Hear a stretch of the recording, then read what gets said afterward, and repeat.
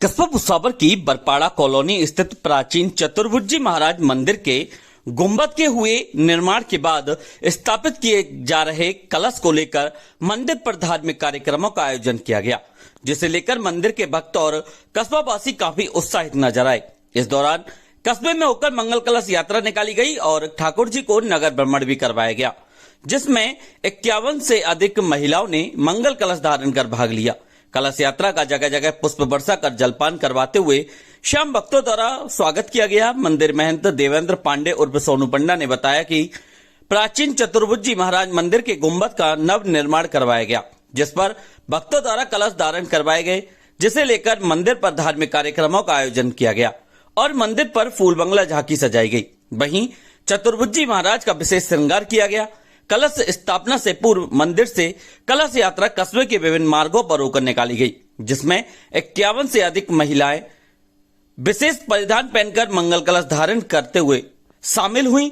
कलश यात्रा को मंदिर से बुजुर्ग भक्तों द्वारा हरी झंडी दिखाकर रवाना किया गया। कलश यात्रा में बच्चे एवं युवा हाथों में ध्वज पताका लिए भगवान के जयकारे लगाते दिखे, तो महिलाएं कलश धारण कर भजनों पर हाजिरी लगाती नजर आईं। इस दौरान भगवान के जयकारों से पूरा वातावरण गुंजायमान हो गया। कार्यक्रम में स्थानीय भक्त विनोद पांडे सहित परिजनों द्वारा मंगल कलश स्थापित करवाए गए। इस अवसर पर सेवानिवृत्त शिक्षा अधिकारी अनिल अग्रवाल ने भी भाग लिया। कार्यक्रम में स्थानीय सहित दूर दराज के आए भक्तों का विशेष सहयोग रहा।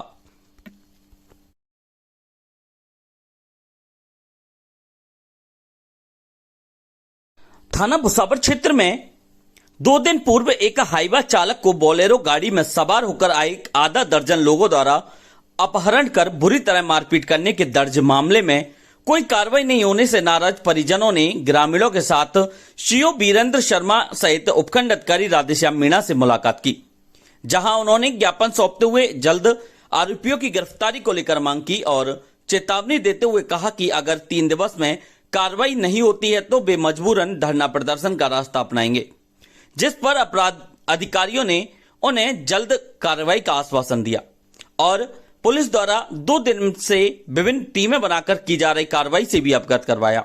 मिली जानकारी के अनुसार गांव कोटकी निवासी मुकुट गुर्जर हाईवा ट्रक में पत्थर भरकर मालपुर स्थित क्रेशर पर गया था, जहां सफेद कलर की बोलेरो में सवार होकर आए बदमाशों ने चालक का अपहरण कर उसे बुरी तरह पीटा और पहाड़ी पर अधमरा छोड़कर भाग गए।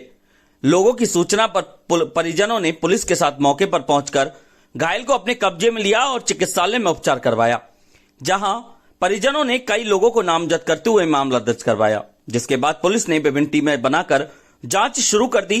परिजनों एवं ग्रामीणों ने गुरुवार 23 अप्रैल को सीओ वीरेंद्र शर्मा और उपखंड अधिकारी राधेश्याम मीणा से मुलाकात कर ज्ञापन दिया, जिसमें घटना का जिक्र करते हुए अनुसंधान अधिकारी पर भी आरोप लगाए।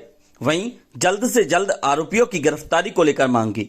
अधिकारियों से मिलने गए ग्रामीणों ने जल्द कार्रवाई नहीं होने पर धरना प्रदर्शन करने की भी चेतावनी दी है, जिसके बाद दोनों अधिकारियों ने जल्द कार्रवाई का आश्वासन दिया और जल्द से जल्द आरोपियों को गिरफ्तार करने की बात कही है।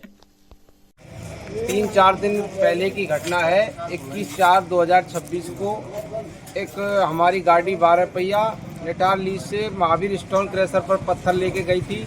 वहाँ हम बोलेरो सवार आए थे 5-6 लोग, जिन्होंने हमारे ड्राइवर को उठा लिया था, जिसमें उस ड्राइवर को मृत जानकर एक सिद्ध बाबा की पहाड़ी है मालपुर के पास, उसमें पटक दिया था, जिसमें प्रशासन की मदद से उसको पहाड़ियों से लेके आए, जिसमें प्रशासन भी जिम्मेदार है। प्रशासन के सामने उसको लेके आए। यहाँ हमारे ग्रामीण क्षेत्र के सभी लोग यहाँ मौजूदगी में हमने सीओ साहब को और एसडीओ कोर्ट को सभी को हमने यहाँ ज्ञापन दिया है और सभी को जल्द से जल्द आश्वासन है कि हमारे अगर अपराधी नहीं पकड़े गए तो हम धरना देंगे और रोड जाम भी कर सकते हैं। राम राम।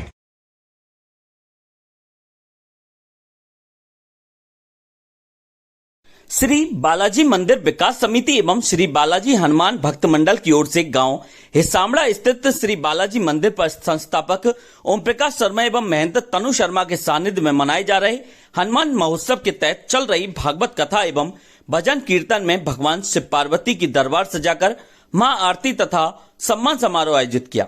दरबार में सजी भगवान शिव पार्वती की झांकी का पूर्व सांसद रामस्वरूप कोहली, पूर्व जिला प्रमुख द्वारका प्रसाद गोयल, पंडित ओम प्रकाश, मुकुट बिहारी शास्त्री, भानु प्रताप लवानिया, महंत तनु शर्मा, सुनील शर्मा, रामदयाल चौधरी, सुरेश कुमार पंडित आदि ने पूजा अर्चना की और विश्व शांति, मानव कल्याण, देशभक्ति, परिवार कल्याण आदि की कामनाएं की। कथावाचक मुकुट बिहारी शास्त्री ने कहा कि इंसान जैसा खाएगा वैसा ही उसका शरीर होगा, साथ जिसका खाएगा उसके जैसा ही खाने वाले का मन और व्यवहार होगा। हमें शुद्ध खाना चाहिए जिससे मन, विचार, सोच अति उत्तम रह सके। कार्यक्रम में समिति के पूर्व अध्यक्ष जयसपुरी, जितेंद्र, सुनील, सुजान सहित कई लोगों का विशेष सहयोग रहा।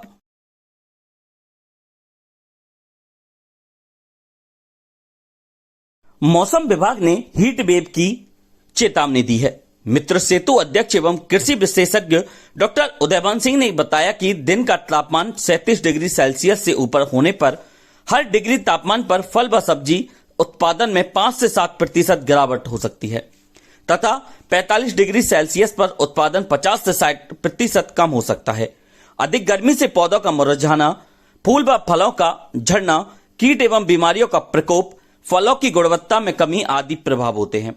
डॉक्टर उदयभान सिंह ने बताया कि कुछ सावधानी अपनाकर फल व सब्जी वाली फसलों को गर्मी के प्रभाव से बचाया जा सकता है। सुबह जल्दी या शाम को सिंचाई कर खेत में पर्याप्त नमी बनाए रखें। भूसा, पत्तियां या प्लास्टिक मल्च से मिट्टी का तापमान 5 से 7 डिग्री कम कर सकता रहता है।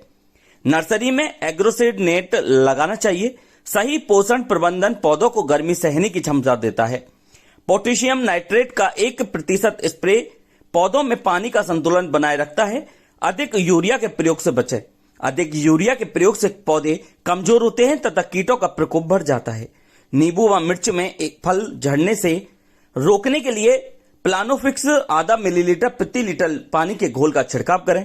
कीट बीमारी व खरपतवारों का नियंत्रण करें। खेत के किनारों पर ज्वार या ढैंचा लगाने से लू का प्रभाव कम होता है। ये उपाय 45 डिग्री सेल्सियस जैसी भीषण गर्मी में भी फसल को स्वस्थ रखने में मदद करते हैं।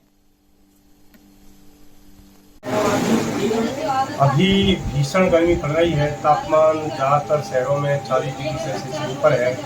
इस तापमान का फसलों पर भी विपरीत असर पड़ता है, उत्पादन कम हो जाता है, विशेषकर फलों और सब्जियों में। यदि हम कुछ सावधानियाँ रखें इस नुकसान से हम बच सकते हैं। खेत में हमें पर्याप्त नमी बनाए रखनी चाहिए। विशेषकर ड्रिप इरीगेशन से नमी का उचित स्तर बना रहता है और लू का प्रकोप कम होता है। खरपतवारों का नियंत्रण करना चाहिए और कीट बीमारियों का नियंत्रण भी करना चाहिए। साथ ही जो हम उत्पादन ले रहे हैं उसमें उचित पोषण, यानी कि जैसे अपन NPK या जो तत्व हैं उनको संतुलित रूप में हमें देना चाहिए। और यदि पौधे स्वस्थ होते हैं तो उनमें गर्मी सहने की क्षमता भी पैदा हो जाती है। यूरिया के अधिक प्रयोग से बचना चाहिए, इससे पौधे कमज़ोर हो जाते हैं और कीट बीमारियों का प्रकोप भी ज़्यादा होता है और गर्मी का प्रकोप भी ज़्यादा होता है। इस तरह से हम सावधानियाँ रख के फसलों को भीषण गर्मी से बचा सकते हैं। धन्यवाद।